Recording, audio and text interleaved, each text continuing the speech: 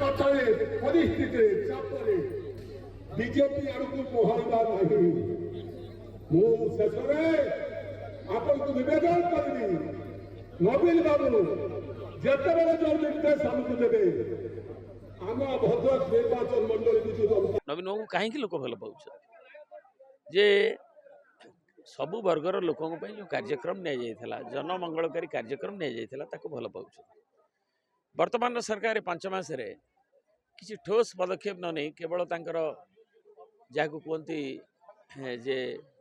ना बदलवा ये जड़े अभियोग कले जगन्नाथ स्वाई आमर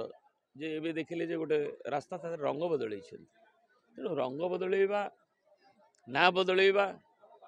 ये गोटे दिग किंतु डेवलपमेंटर इतिहास को कई बदल पारे ना एवं से कथा लोक आम पहुँच करुचु एवं ता सांगे जो प्रतिश्रुति देते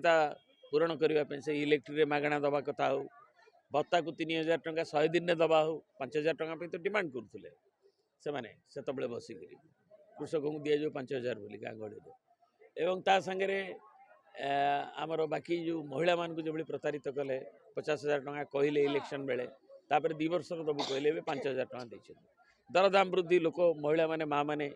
जनसंपर्क शोभा प्रकाश भी करुँच आम 27 टंका दिन को देले दरदाम 50 टंका दिन को खर्चा अधिका परिवार उपर भोजन दिले तेणु लोक मैंने जब प्रतारित होती तार प्रतिवाद ये जनसंपर्क अभियान यात्रा दि जाइए।